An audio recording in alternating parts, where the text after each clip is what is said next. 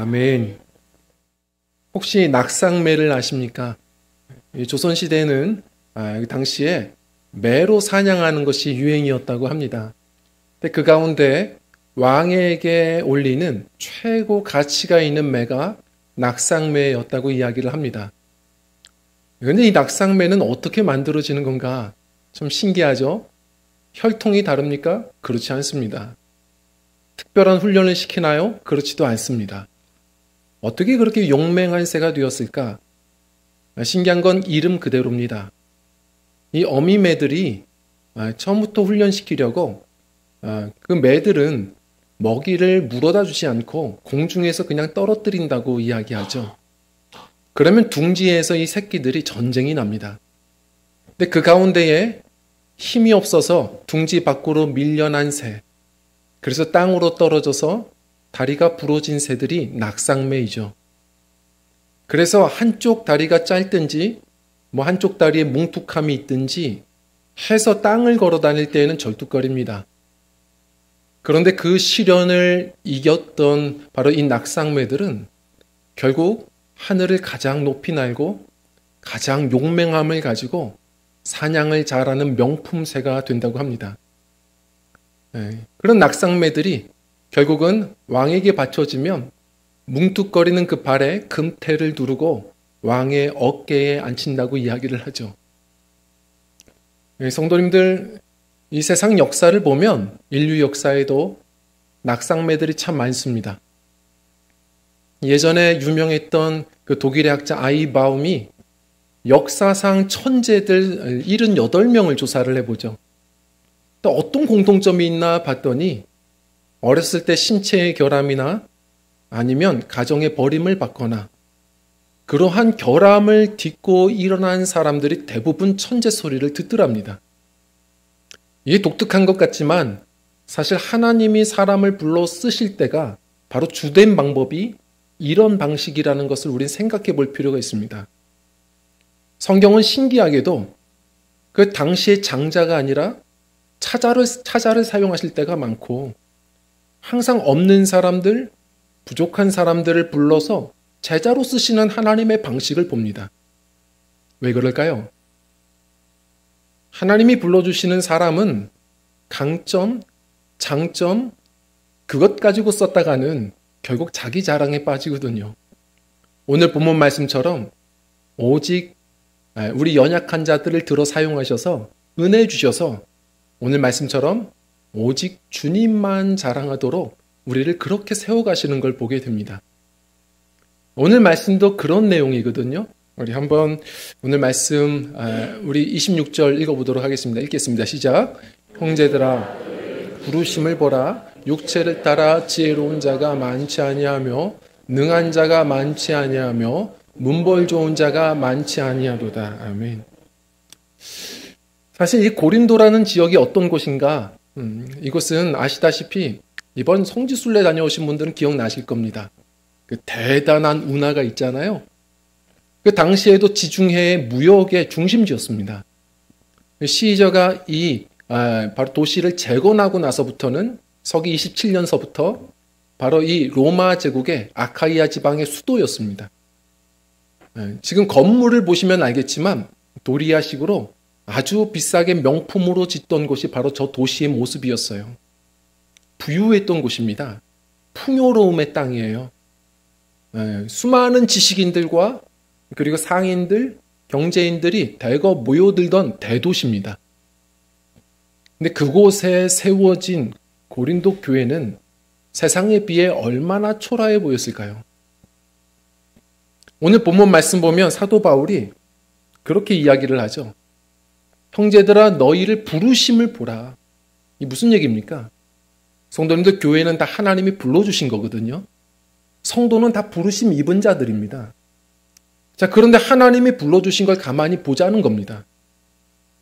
고린도 교회는 세상에 비해서 당시에 작고 형편없는 공동체였겠지만 사람이 얼마나 죄성이 있는지 그 작은 교회 안에서도 얼마나 갈등이 많았는지 모릅니다.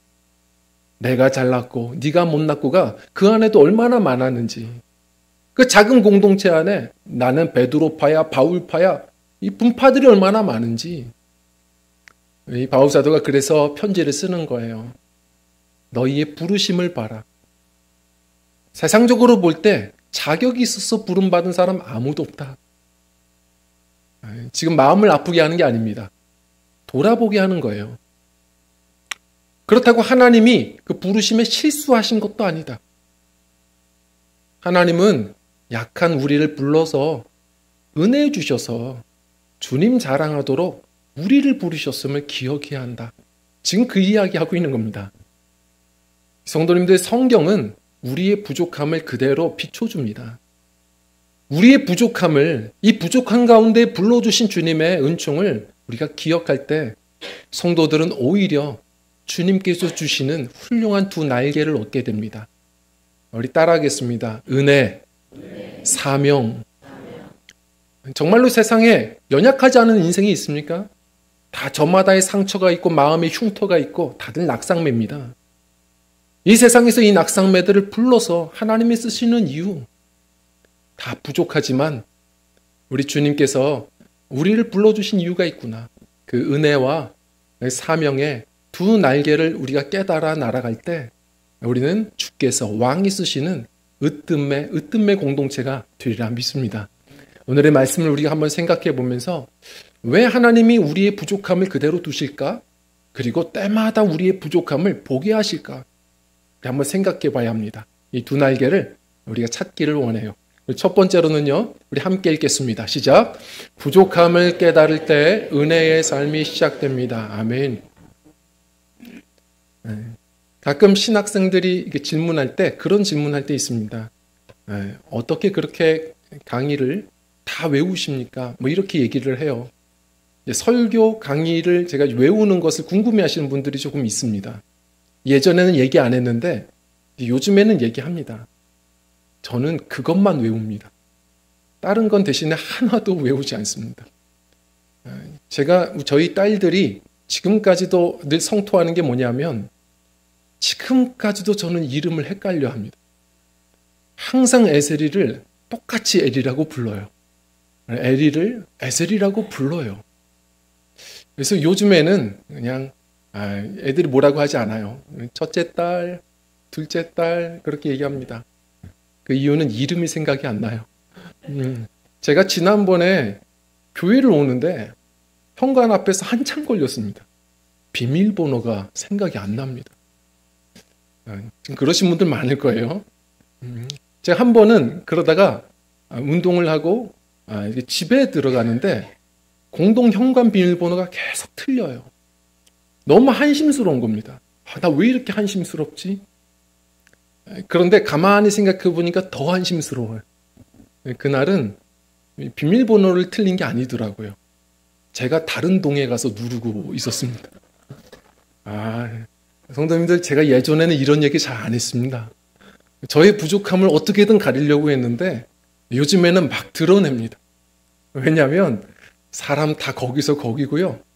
그래야 또 공감하시는 분들도 계시고 또 그래야 제가 더 하나님의 은혜를 기대하게 되더라고요. 예전에 그 일본 열도를 뒤흔들었던 한 작가가 있었습니다. 가와바타 야스나리라고 하는 대단한 문학가죠. 이 소설가가 노벨 문학상을 받으면서 일본에 대단한 축제를 열어놨죠. 그런데 아십니까? 4년 만에 그가 가장 비참하게 자기 집에 들어가 가스관을 물고 그렇게 비참하게 생을 마감했습니다. 그 이유가 뭘까? 아직도 의견들이 분분하지만 대부분 얘기하는 것은 이분이 상당히 고상하거든요. 자신의 갈수록 창의성이 떨어지는 것, 그리고 거울에 비춰진 자신의 늙어감, 이것을 받아들이지 못하는 마음에 서글픔이 있었다라고 얘기합니다. 누군가가 그래서 글을 쓴 적이 있는데 바로 그 작가는 세상 모든 지식은 가졌어도 가장 중요한 모두가 아는 지식, 사람은 다 나약한 존재라는 것을 몰랐던 것 같다. 노벨상을 받든 대통령이 되든 사람은 성경은 분명합니다. 그냥 다 흙으로 지어진 존재들입니다. 시간이 갈수록 이가 빠지고 기스가 나고 질그릇들이에요. 이 안에 계신 보배이신 예수 그리스도만 자랑하며 사는 것이 승리이지, 성도님들 우리가 더 자랑할 것도 없는 겁니다. 다 흑동이 어리들. 예전에 그 유명한 부흥사 빌리 그레암 목사님이 하셨던 말씀이 있어요. 저는 제 안에 성령님이 계시지 않으면 그냥 한 줌 진흙입니다. 그게 우리 정체성 아닙니까? 그 약함을 알지 못하면 우리는 은혜를 구하지 못하고, 은혜 없으면 결국 사람은 무너질 때 마음까지 다 깨져버립니다. 오늘의 본문 말씀 보면 사도 바울이 너희의 약함을 보라 얘기합니다. 너희의 약함을 보라. 사도 바울도 자신의 약함을 보면서 강해졌거든요. 고린도 후서에 보면 12장 9절에 바울은 이렇게 자신을 고백합니다. 한번 읽어볼까요? 시작. 나에게 이르시기를 내 은혜가 내게 족하도다. 이는 내 능력이 약한 데서 온전하여짐이라 하신지라. 그러므로 도리어 크게 기뻐하므로 나의 여러 약한 것들에 대하여 그리스도의 능력이. 아멘. 성도님들, 이 약함이라는 말이 아스테네이아라는 말인데, 여기서 우리의 의학 용어가 나오죠. 아스테니아라는 말이 나옵니다. 이게 무기력증이에요. 내가 살아가면서 아무리 힘써 보려고 해도 아무 힘이 나지 않은 순간들이 있습니다. 뭔가 힘이 하나도 없을 때가 있어요. 내 노력으로 안 되는 순간들이 왜 없습니까? 그거 인정하지 않으면 우리가 그 절벽을 만날 때 무너지는 겁니다. 사람 다 약해요. 그런데 신기한 건 이 약함이 누군가가 말하는데 최고의 은사입니다. 어떠십니까? 사람은요, 약한 거 안 좋아합니다. 항상 인생 줄 설 때 보면 강한 자들에게 줄 서요. 지난번에 이제 선거도 해보셔서 알겠지만, 사람들이 선거할 때도 보면 자신의 투표 용지 하나도 낭비하지 않으려고 사표 방지 심리라는 게 있습니다. 자기가 원하는, 응원하는 후보보다도 결국 될 것 같은 후보들에게 투표를 던질 때가 훨씬 많답니다. 이것은 현명함이 아니라 사실은 비겁함이죠. 우리가 그럴 때가 많거든요. 사람은 조금이라도 힘 빠진 사람들에게 줄 서지 않습니다. 다 떠나죠. 힘 있을 때 다가섰다가도 힘 빠지면 떠나는 게 사람이에요. 그런데 하나님은 전혀 반대이십니다. 강하다고 말하는 자들을 가까이 하지 않으십니다. 오히려 약함을 자랑하고 약한 자들에게 더 다가오시는 주님이세요. 그래서 로마서 8장에 보면 사도 바울이 이 아스테네이아를 이렇게 이야기를 합니다. 우리 한번 8장 26절 한 번 더 읽어볼까요? 시작. 이와 같이 성령도 우리의 연약함을 도우시나니 우리는 마땅히 기도할 바를 알지 못하나 오직 성령이 말할 수 없는 탄식으로 우리를 위하여 친히 간구하시느니라. 아멘. 우리가 연약할 때 성령은 다가오시고 나의 약함을 주님 앞에 고백하며 나아갈 때 성령께서 우리의 필요를 아시고 대신하여 탄식하며 기도해 주신답니다. 이것보다 좋은 은사가 있습니까? 그래서 약함이 가장 큰 은사라고 얘기하는 겁니다. 나의 약함을 갈수록 더 자랑하시고 주님 앞에 고백하셔서 세상이 알지 못하는 날마다 그 은혜의 날개로 비상하셨으면 좋겠습니다. 우리의 약함과 성령이 만나면 그것이 인생의 가장 강력함이라고 말합니다. 사도행전의 고백처럼 성도님들, 성령이 함께 하시면 네 가지가 사라집니다. 네 가지가 뭘까요? 우리 한번 따라해 보겠습니다. 두렵지 않다. 부럽지 않다. 지겹지 않다. 힘들지 않다. 우리 안에 우리를 무기력하게 하는 모든 것들로부터 자유해집니다. 은혜가 있으면요, 용기가 생깁니다. 내가 주의 은혜 안에 있으면 어떻게 알죠? 용감해져요. 그 말씀 앞에 순종의 마음이 섭니다. 담대해져요. 그리고 부럽지 않습니다. 늘 감사가 시작돼요. 그 사람은 그 사람의 길이에요. 내게 주신 은혜가 있어요. 감사가 시작됩니다. 은혜 안에 있잖아요. 그러면 기뻐져요. 지루함이 어디 있습니까? 뭐 다람쥐 쳇바퀴 같은 하루하루? 그런 게 어디 있어요? 성령 충만하잖아요. 아침마다 새롭습니다. 매일이 나에게 주신 은혜의 선물이에요. 하루하루가 기쁨이 충만해지는 겁니다. 사도행전 말씀대로 성령 충만한 것은 항상 기쁨이 동반됐어요. 그리고 힘들지 않습니다. 물론 무거운 사명도 있지만 그거 내 힘으로 감당하라고 하시는 겁니까? 주의 은혜가 있으면 오늘도 감사요. 그리고 넉넉함으로 또 감당케 하십니다. 그래서 주님만 자랑하게 하시는 겁니다. 우리 성도님들 어떠한 어려움이 있든 부족함이 있든 주님의 은혜를 구하라는 주님의 사인입니다. 더 구하셔서 바울이 이야기한 것처럼 은혜 안에서 강한 우리 주의 백성들, 참 연약한 심지지만 성령의 기름 부음이 있어서 이 어두운 세상 지치지 않고 세상을 밝히는 그런 등불된 성도요, 등대된 귀한 교회가 되기를 주의 이름으로 축원드립니다. 그리고 두 번째로는요, 우리 함께 읽겠습니다. 시작. 부족함을 통해 주님의 사명을 발견하게 됩니다. 아멘. 성도님들, 우리가 이렇게 부르심을 입었다는 것은 다 하나님이 쓰실 사용처가 있다는 것을 늘 기억하셔야 됩니다. 에베소서 2장 말씀대로 하나님은 한 사람도 구경꾼으로 부르신 적이 없고 다 선한 일을 위하여 새 창조하셨다라고 얘기합니다. 나이 탓하지 마시고 우리의 가진 재물 탓하지 마시고 가정 배경 탓하지 마시고 주님 안에서는 탓이 없습니다. 능력은 주님께 있습니다. 주님께서 선한 일을 위하여 불러주셨다는 믿음 가지고 나아가셔야 됩니다. 자, 그런데 저마다 은사가 다르고 사명이 다른 겁니다. 비교도 하지 마십시오.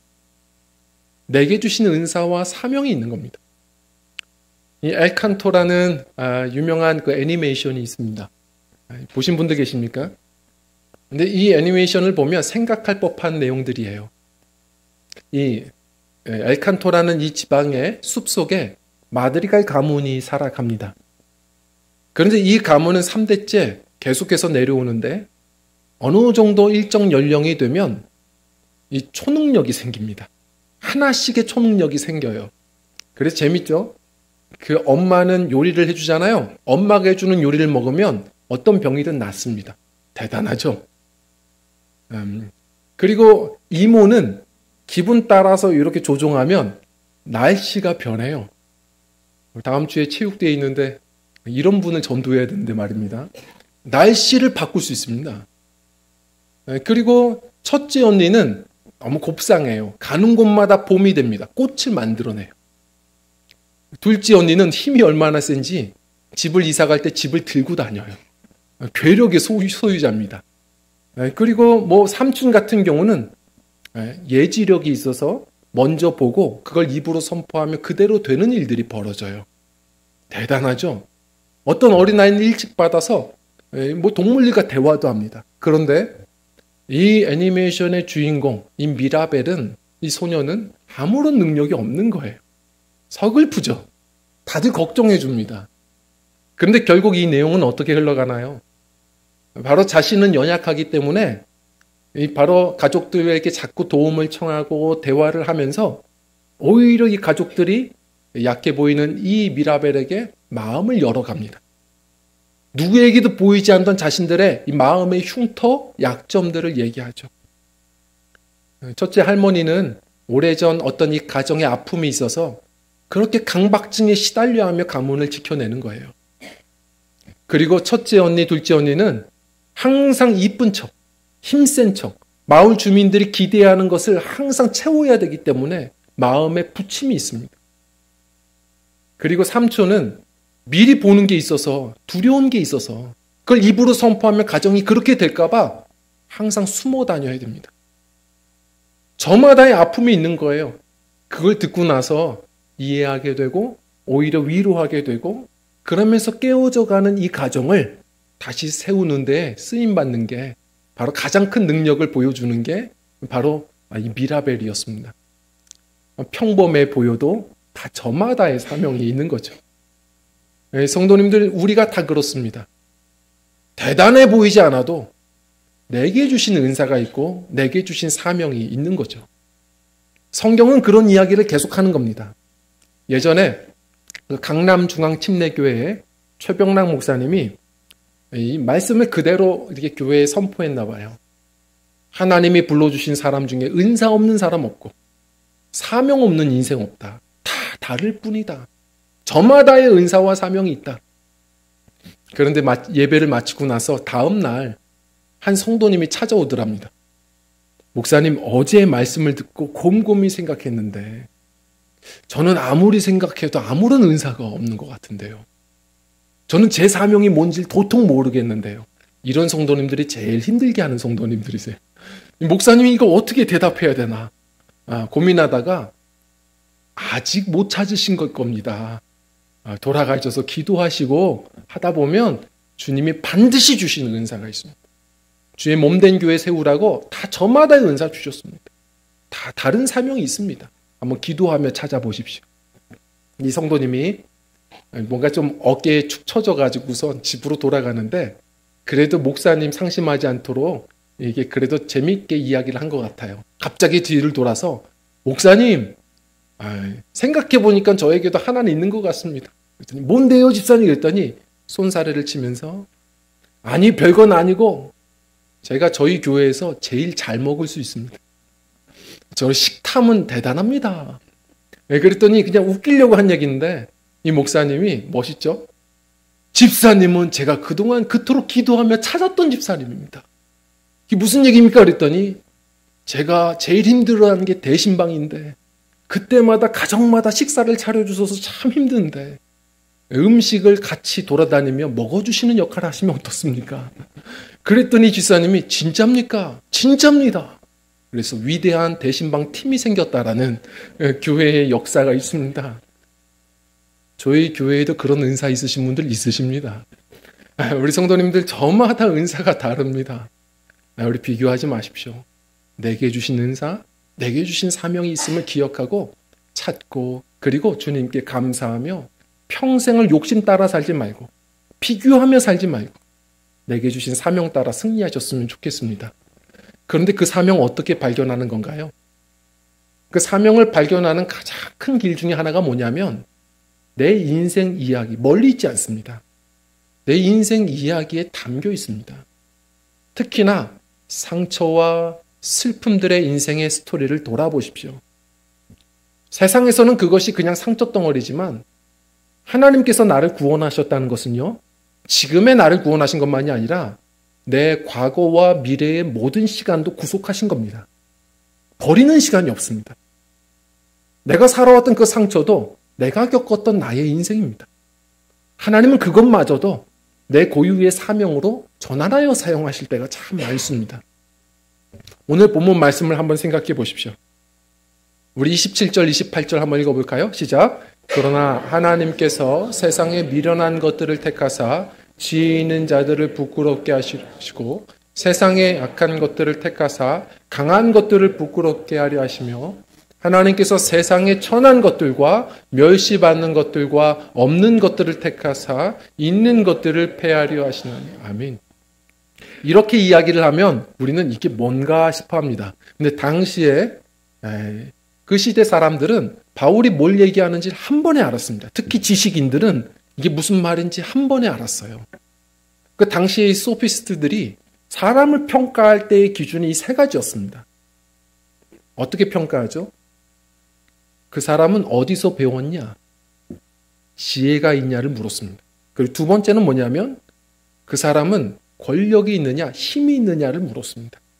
그리고 세 번째가 뭐였냐면 그는 명망 있는 가문 출신이냐를 물었습니다. 다시 말해 바울은 이야기하는 겁니다. 하나님이 불러주신 사람들의 기준을 보면 딴판 아니냐? 이 세상적인 기준에 맞는 사람이 하나라도 있느냐? 고린도전서 11장을 보면 약간의 돈을 가진 사람은 있었어요, 교회에. 그러나 대다수가 노예 출신 소상공인들이었습니다.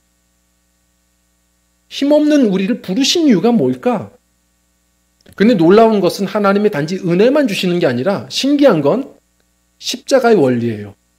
역전승을 하게 하십니다. 이게 무슨 말이냐? 지혜 없는 자들을 불러서 지혜 있는 자들을 부끄럽게 하신다는 겁니다. 신기하죠? 하나님의 방식이 그래요. 그래서 주님만 빛나게 하시는 겁니다. 힘없는 자들을 불러서 힘 있는 자들을 부끄럽게 하신다라고 얘기합니다. 사도행전을 한번 보십시오. 오순절날 왜 대부흥운동이 일어났습니까? 그렇게 유명했던 겁 많고 무식했던 바로 이 베드로가 갑자기 광장에 나와서 설교를 하는데, 성도님들 사도행전 2장을 보십시오. 한 번도 배운 적이 없는 사람이, 무식해 보이는 이 사람이, 당시에도 무식으로 유명했던 사람이 구약을 꿰뚫는 최고의 설교를 선포합니다. 한 번에 길게 구약을 꿰뚫는 이 복음의 설교를 신약까지 이어서 설명을 해나가는데, 사람들이 그 당시에 듣던 사람들이 뭐라고 했습니까? 학문 없는 범인이 저렇게 기탄 없게 말할 수가 있느냐. 그것에 놀란 겁니다. 지식인들이 놀랬고, 그래서 제사장들까지 와서 우리 참 지혜이신 우리 주님 앞에 예배하기 시작했죠. 지혜 있는 자들에게 진짜 지혜가 뭔지를 설명하게 하십니다. 힘없는 자들 보십시오. 예수님께서 사용하신 베다니 가정, 나사로, 마리아 보십시오. 나사로는 가난하고 병들어서 죽었습니다. 그런데 주님께서 오히려 그를 새롭게 살리셔서 부활의 예표로, 부활의 증인으로 사용하세요. 가장 가난했던 그 마리아 보십시오. 때마다 우리 주님께서 가장 곤경에 있으실 때 향유옥합을 깨뜨려 가지고 있다고 해서 헌신하나요? 천만에요. 진짜 주를 사랑하고 헌신하는 것이 무엇인지를 오히려 마리아를 통해서 깨닫게 하셨습니다. 하나님은 그런 방식입니다. 네, 성도님들, 역전승이에요. 우리에게 너무 유명한 이지선 교수님이 계시죠. 이분은 23살 나이에 사실 음주 사고를 일으킨 사람 때문에 전신 55%의 3도 화상을 입어버리죠. 손가락 8마디가 잘리고 피부 이식 수술을 40번을 넘게 합니다. 이분은 그 순간이 지옥이 이런 거구나라는 생각을 했다고 하죠. 그리고 어떻게 나에게 이런 일이 있을 수가 있나? 하나님을 원망하면서 그냥 병원에서 죽자, 옥상에서 죽자라는 생각을 했다고 합니다. 그런데 하나님께 너무 원망스러우니까 한번 제대로 하나님 원망 좀 하고선 죽자. 그때 그 병원에서 그렇게 기도를 하죠. 하나님 탓을 하고 원망하는데 주님이 그때 만나 주셔서 딱 2마디 하시더랍니다.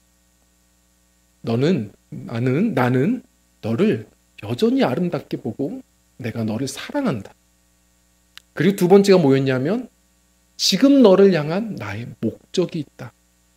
너를 통해 많은 사람 위로하고 싶다. 근데 중요한 것은 이분이 그때 그 말이 들리더랍니다. 살아갈 만하구나. 그래서 공부를 시작을 했고, 아시죠? 수많은 또한 상처 입은 자들, 장애우들을 돕는 사회복지학 교수가 되고, 무엇보다 화상을 당한 여인들을 치료하는, 마음 치료하는 상담가로서 위대한 사역을 감당하십니다.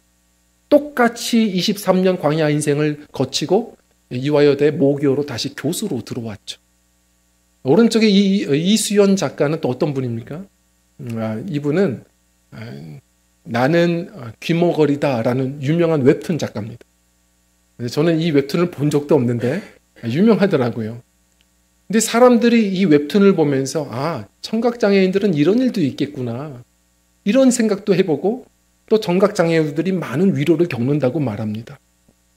그런데 이런 대단한 웹툰을 그려낼 수 있었던 이유는 뭐냐면 이분이 청각장애인입니다. 참 신기하죠.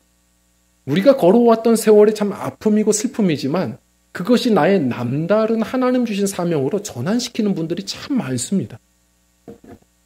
지금 중동의 참 이 전쟁 위기 가운데 많은 분들이 오래전 중동 평화에 앞장섰던 이스라엘의 건국 총리 골다 메이어를 계속 기억합니다.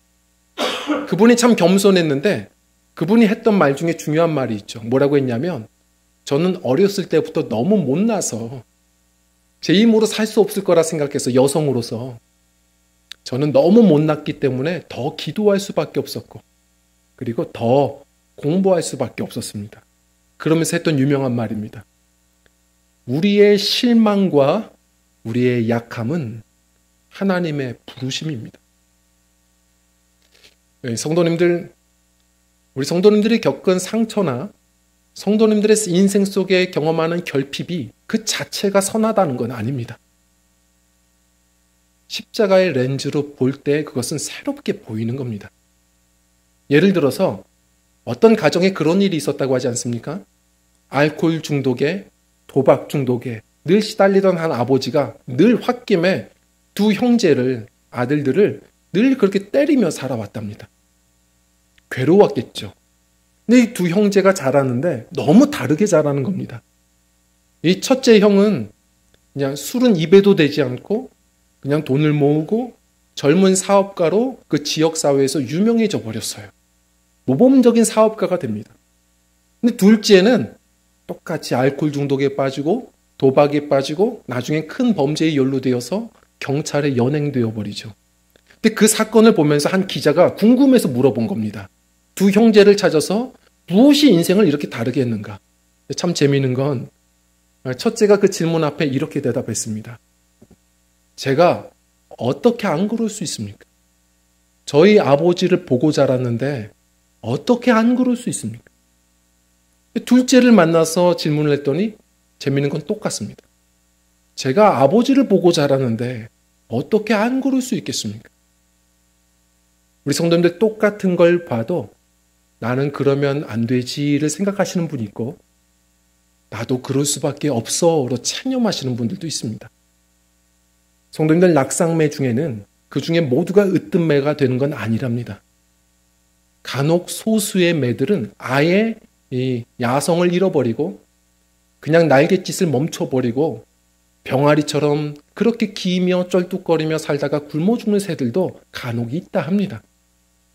성도님들 그 상처 자체가 선한 건 아닙니다. 우리 인생의 결핍 자체가 아름다운 건 아닙니다. 그러나 십자가의 렌즈로 볼 때 우리 주님은 아시고 그 모든 것까지 다 사용하시는 구속하시는 주님이시라는 것을 기억하는 겁니다. 그럴 때 우리에게는 두 날개가 달리는 겁니다. 바로 은혜와 내게 주신 사명에 날개가 달려 비상하게 되는 것이죠. 성도님들 아름다움이라는 말이 있습니다. 바로 그 엘칸토의 그 미라벨이라는 주인공 이 소녀의 이름도 경이로운 아름다움이라는 뜻이더라고요. 아름다운 게 뭘까? 여러 어원이 있지만 요즘에 유명한 그 어원이 뭐죠? 15세기 고서에 나온 아름이라는 말이 나아자에서 왔다. 그래서 가장 나다움이 아름다움이다 이런 이야기를 합니다. 정말 그런 것 같습니다. 비교하지 마십시오. 내게 주신 인생이 있고 그날그날 내게 주시는 은혜가 있고 남들과 비할 수 없는 내가 걸어가야 될 나의 사명이 있습니다. 주님 바라보시고 은혜 안에서 나의 인생을 돌아보면서 상처와 결핍마저 쓰시는 주님, 그 약함을 주님께 올려드려서 주님께서 부어주시는 은혜와 사명으로 더 힘껏 날아오르는 가장 아름다운 매들, 주님이 쓰시는 왕의 매들, 으뜸매의 성도들이요 귀한 우리 성도 공동체가 되기를 주 이름으로 간절히 축원드립니다. 우리 함께 이 시간 찬양하고 기도하는 시간을 갖겠습니다.